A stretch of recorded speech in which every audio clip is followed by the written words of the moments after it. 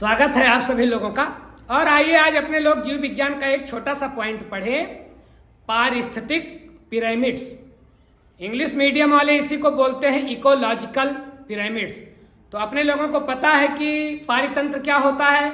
हमारे पर्यावरण का जैव और अजैव घटक मिला करके क्या बनाता है, पारितंत्र बनाता है, इकोसिस्टम बनाता है। पारितंत्र में एक जीव दूसरे जीव को खाता है तो खाद्य श्रृंखला बनती है। खाद्य श्रृंखलाएं आपस में इकट्ठा होती हैं तो खाद्य जाल बनता है। इतना अपने लोगों ने पीछे के क्लास में पढ़ा है। अपने लोगों के चारों ओर का वातावरण जो जैव घटक अजैव घटक से बना है क्या कहलाएगा, कहलाएगा पारितंत्र।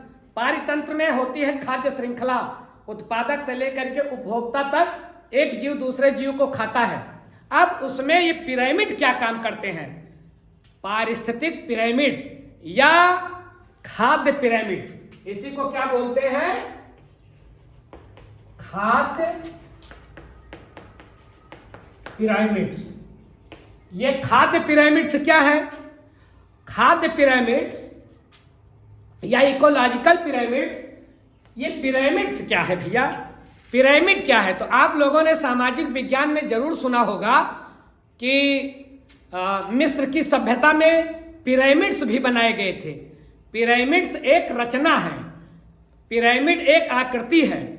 ये जीव विज्ञान में इसकी जरूरत कहां से पड़ गई, तो देखिए एक जीव दूसरे जीव को खाता है, तो एक जीव जब दूसरे जीव को खाता है तो जो जीव जिसको खा रहा है, कुछ जीव पेड़ पौधों को खा रहे हैं, फिर कुछ जीव उनको खा रहे हैं। जैसे बकरी ने पेड़ पौधों को खाया, बकरी को शेर खाएगा।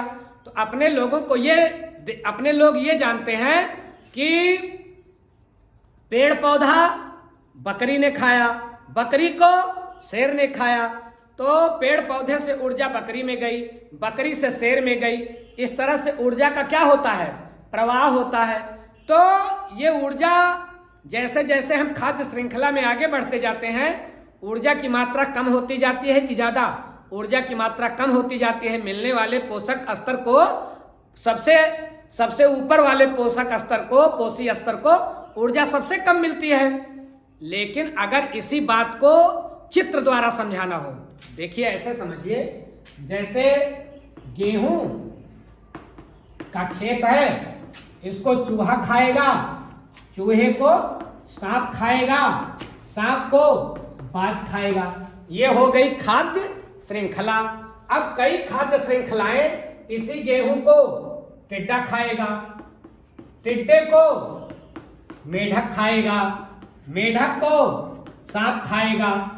तो अगर एक ही खेत में कई खाद्य श्रृंखलाएं चल रही हैं तो इसको हम खाद्य जाल कहते हैं। ये तो खाद्य श्रृंखला हो गई, और एक खाद्य श्रृंखला अगर जुड़ गई तो ये खाद्य जाल हो गया। अब इसी खाद्य जाल को अगर हम रेखा चित्र में दिखाएं तो इसी को बोलेंगे खाद्य पिरामिड या पारिस्थितिक पिरामिड्स, या इंग्लिश मीडियम वाले इकोलॉजिकल पिरामिड्स। क्या है खाद्य पिरामिड, खाद्य जाल को, ध्यान से सुनेंगे, खाद्य जाल को रेखा चित्र में प्रदर्शित करना ही खाद्य पिरामिड कहलाता है। खाद्य जाल को रेखा चित्रों के द्वारा प्रदर्शित करने की विधि को ही खाद्य पिरामिड कहते हैं, या पारिस्थितिक पिरामिड कहते हैं, या इकोलॉजिकल पिरामिड कहते हैं। ये खाद्य पिरामिड की जो कल्पना थी, इसको सबसे पहले उजागर किया स्वीडन की एक टीचर ने। स्वीडन की एक टीचर थी जिनका नाम था अन्ना ब्रिट एग्ने सटर। याद रखिएगा ये नाम। अगर आपसे पूछा जाए कि खाद्य पिरामिड की जनक या इकोलॉजिकल पिरामिड की जनक तो कौन है, अन्ना ब्रिट एग्ने सटर, अन्ना ब्रिट एग्ने सटर, अन्ना ब्रिट एग्ने सटर, ये नाम याद रखिएगा। कहाँ की टीचर थी ये, स्वीडन की। इन्होंने सबसे पहले खाद्य पिरामिड बनाया था, अन्ना ब्रिट एग्ने सटर, याद रखिएगा। खाद्य पिरामिड की ये जनक है, और पेशे से क्या थी, ये टीचर थी। अब आप कहेंगे कि सर ये पिरामिड बनेगा कैसे, तो एक मोटी सी बात समझो कि अपने लोगों के घर में अपनी मम्मी के पास, मान लीजिए मम्मी के पास 50 साड़ी है, होती ही है, 50 भी कम है और भी होती है। मम्मी के पास 50 साड़ी है, चाची के पास 25 साड़ी है और बुआ के पास मान लीजिए 10 साड़ी है। तो 50 साड़ी, 25 साड़ी, 10 साड़ी, ये तो संख्या में दिखाया गया ना। लेकिन अगर इसी को हम चित्र द्वारा दिखाना चाहें तो बताइए कैसे दिखाएंगे। तो निश्चित रूप से एक रचना बनाएंगे। अब ये मम्मी वाला खाना हो गया, ये सबसे ज्यादा दिखा रहा है, इसका मतलब मम्मी के पास सबसे ज्यादा साड़ी है।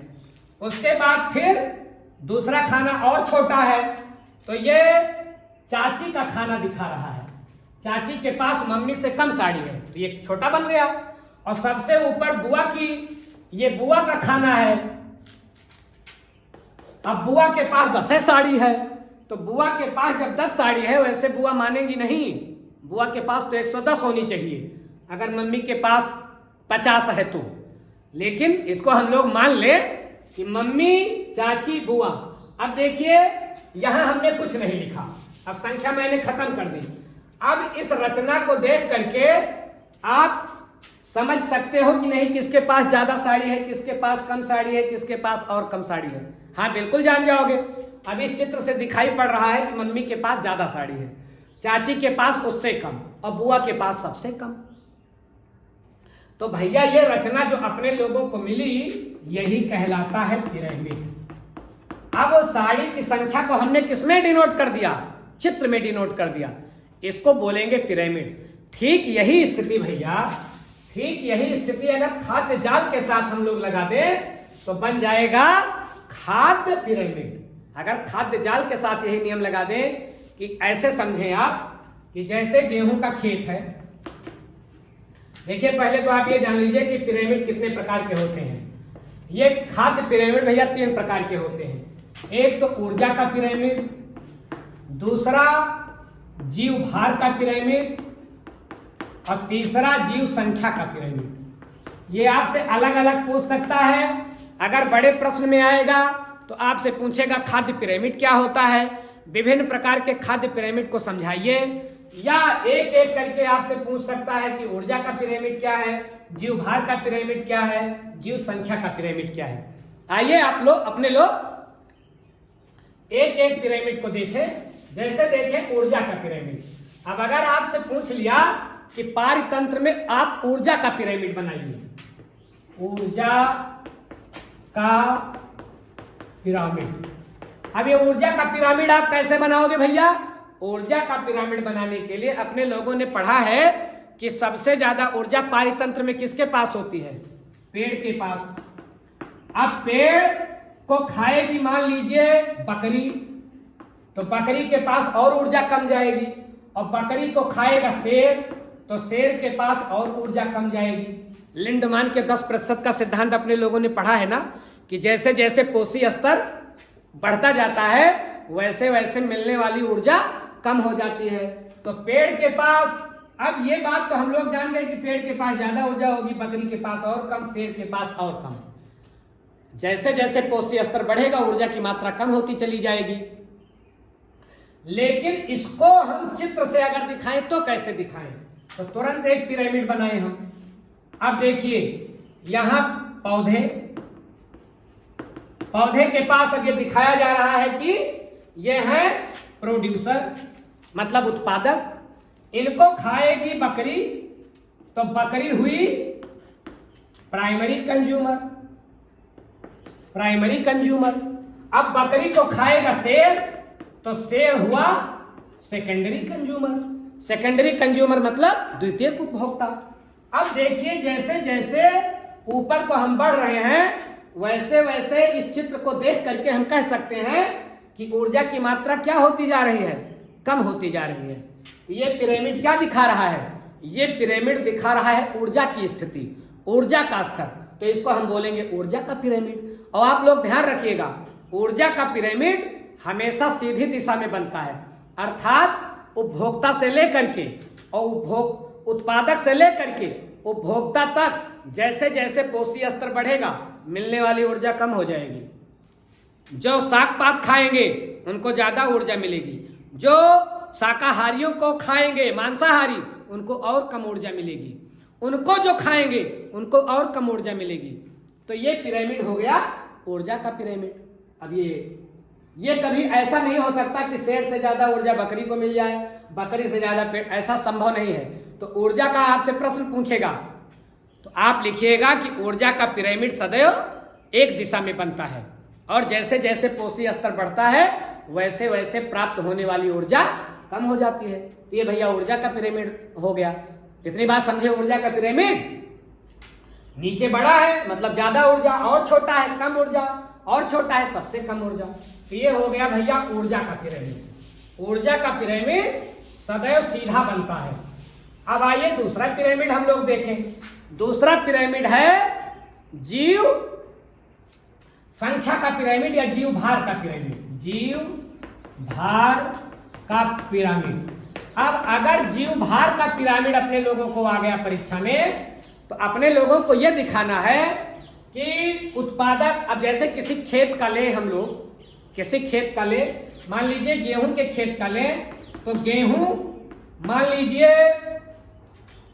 किसी गेहूं के खेत में 10 कुंतल गेहूं हो रहा है, 10 कुंतल गेहूं है, उसको कौन खाएगा? गेहूं को खाएगा चूहा। तो चूहा क्या 10 कुंतल होगा?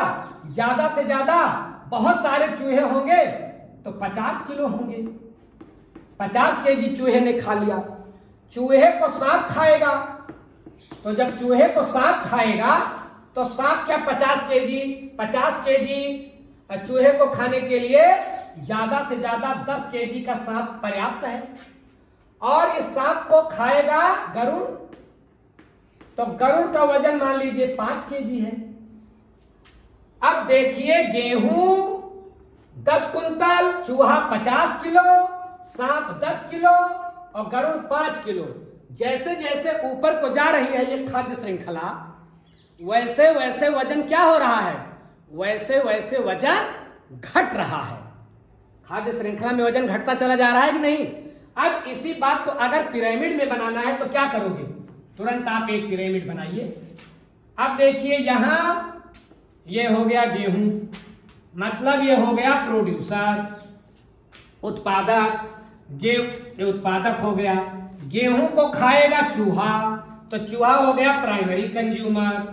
अब देखिए ये गेहूं हो गया, ये चूहा हो गया।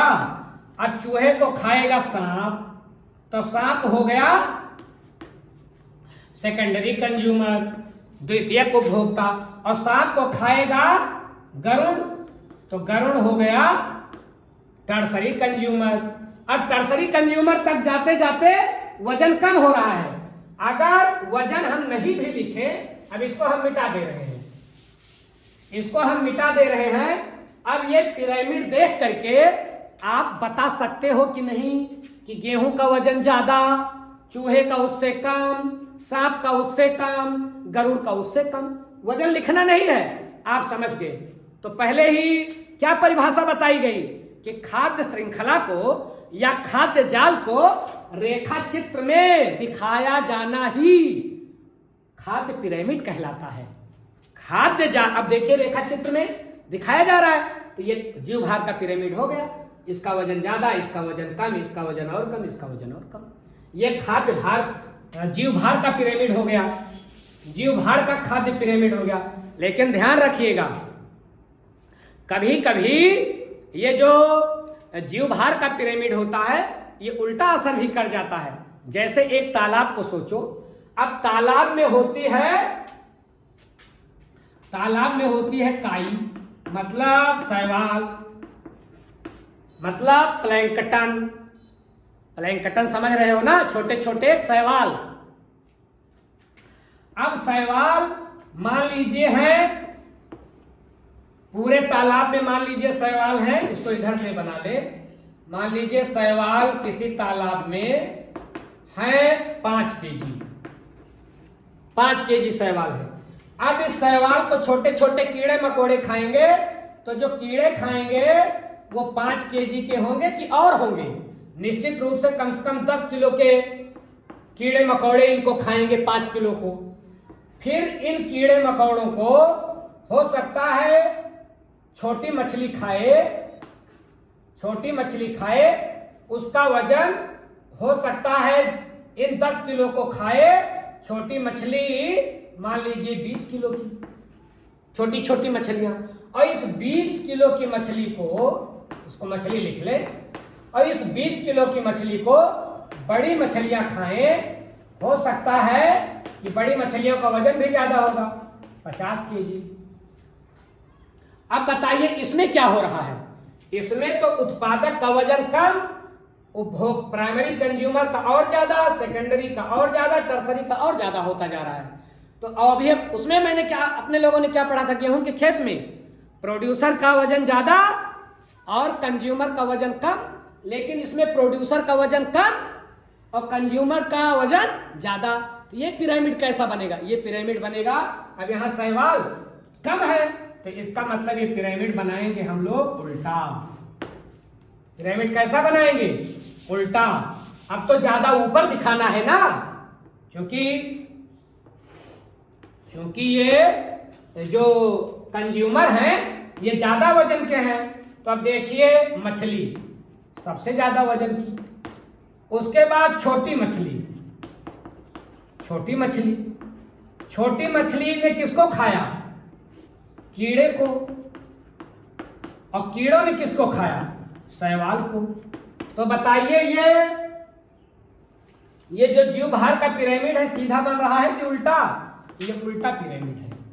अभी अपने लोगों ने जब ऊर्जा का पिरामिड पढ़ा था तो अपने लोगों ने पढ़ा था कि ऊर्जा का पिरामिड कभी जो है उल्टा नहीं बन सकता है। ऊर्जा का, अब इसको मिटा दें हम, अब इसको मिटा दें तो अगर ये कहा जाए कि जीव भार का पिरामिड है तो जीव भार के पिरामिड को बिना वजन देखे आप अब समझ सकते हो कि मछली का वजन सबसे ज्यादा, ये टर्सरी कंज्यूमर है। छोटी मछली का वजन और कम, ये सेकेंडरी है। कीड़े मकोड़े प्राइमरी हैं और शैवाल उत्पादक है, प्रोड्यूसर है। तो प्रोड्यूसर का वजन सबसे कम, कीड़ों का उससे ज्यादा, छोटी मछली का और ज्यादा, बड़ी मछली का और ज्यादा, ये मछली बड़ी। तो अब बताइए ये कैसा पिरामिड बना तो पिरामिड देख करके हम आराम से बता देंगे कि मछली ज्यादा वजन की होगी, छोटी मछली कम, कीड़े और कम, शैवाल एकदम कम। तो ये पिरामिड बन रहा है उल्टा। तो जीव भार का पिरामिड उल्टा भी बन सकता है। और जलीय पारितंत्र, एक बात ध्यान रखिएगा, आपसे 1 नंबर का प्रश्न पूछा जा सकता है कि जलीय पारितंत्र में खाद्य पिरामिड कैसा बनेगा? सदैव उल्टा। वो चाहे नदी का पारितंत्र हो, चाहे समुद्र का पारितंत्र हो, चाहे तालाब का पारितंत्र हो, चाहे जिस जलीय तंत्र का जलीय जो है पारितंत्र का जो पिरामिड बनेगा जीव भार का, वो हमेशा उल्टा बनेगा। प्रोड्यूसर का वजन कम रहेगा और कंज्यूमर का वजन ज्यादा रहेगा। 100% इसको याद रखिएगा।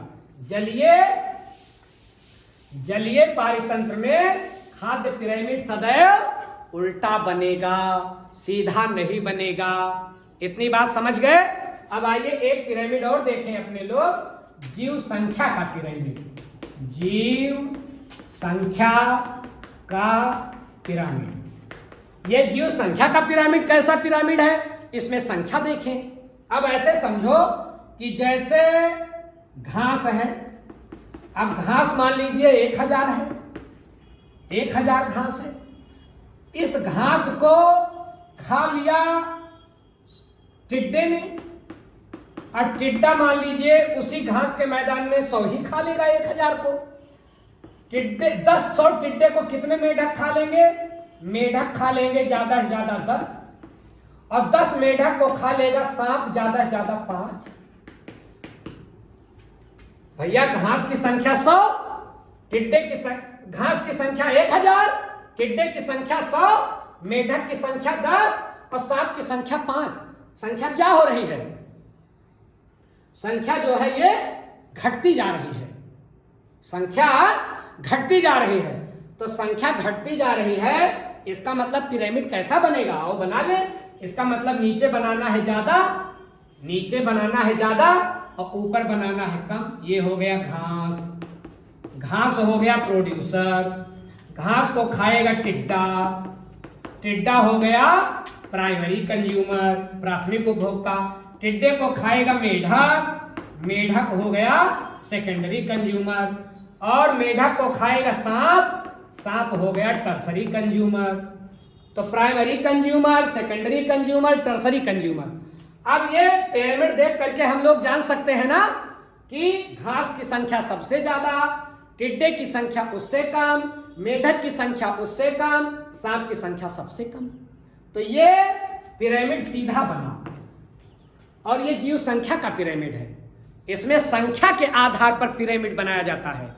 अब अगर इसको हम मिटा दें, इसको हम मिटा दें, तो इस पिरामिड को देख करके आप आराम से कह सकते हो कि घास की संख्या ज्यादा है, टिड्डे की संख्या कम है, क्योंकि ऐसे छोटा होता चला जा रहा है ना ये पिरामिड। यही तो रेखा चित्र है जीव खाद्य का पिरामिड, यही तो है कि लिखना ना पड़े और आप चित्र देख करके समझ जाए कि कौन ज्यादा है कौन कम है। ये रहा भैया जीव संख्या का सीधा पिरामिड। और ध्यान दें कि जीव संख्या का, आइए हम लोग उल्टा पिरामिड देखें। अब जीव संख्या का उल्टा पिरामिड जब हम लोग देखेंगे तो देखिए, मान लीजिए एक पेड़ है। अब पेड़ तो अकेला होगा, बड़ा पेड़ है, कोई बट वृक्ष है। अब उस बट वृक्ष पर मान लीजिए रहती है चिड़िया। तो पेड़ एक, तो क्या एक पेड़ पर एक ही चिड़िया रहेगी? बहुत सारी चिड़िया रहेगी। तो पेड़ है एक और मान लीजिए चिड़िया है 100 उसी बट वृक्ष पर, और इन चिड़ियों के ऊपर कुछ परजीवी भी रहते हैं। चिड़िए के पंख में देखते नहीं, चिड़िया साफ करती रहती है अपने पंख को, जो भी विजातीय तत्व उसमें विजातीय कारक मिले रहते हैं सबको साफ करती रहती है। वही उसी में कुछ छोटे छोटे कीट भी उसके त्वचा पर लगे रहते हैं, उसके पंख में लगे रहते हैं, जिसको हम गांव देश की भाषा में कुटकी बोलते हैं। तो कुटकी लगी रहती है। तो एक एक चिड़िया सब, और हो सकता है एक एक चिड़िया पर परजीवी हो, एक एक चिड़िया पर 100, तो हो सकता है 100 चिड़िया पर हो जाए 10,000, या एक ही 1000 हम मान ले। अगर एक एक चिड़िया पर 10 परजीवी पड़े हैं तो 1000। तो बताइए ये संख्या क्या हो जा रही है? संख्या घट रही है कि बढ़ रही है? संख्या निश्चित रूप से बढ़ती जा रही है। सबसे ऊपर सबसे ज्यादा संख्या और नीचे, और इसमें क्या था? इसमें संख्या जो है, अभी अपने लोगों ने जब घास के मैदान का देखा था तो संख्या धीरे धीरे घट रही थी, इसमें संख्या धीरे धीरे बढ़ रही है। तो इसको बनाने के लिए अब निश्चित रूप से ऊपर बड़ा करना पड़ेगा, नीचे छोटा करना पड़ेगा। देखिए इसको, अब चूंकि सबसे ऊपर ज्यादा संख्या है तो इसको हम बड़ा करेंगे, और सबसे नीचे छोटी संख्या। अब यहां हो गया एक पेड़, एक पेड़ के ऊपर है चिड़िया, और चिड़िया पर है परजीवी।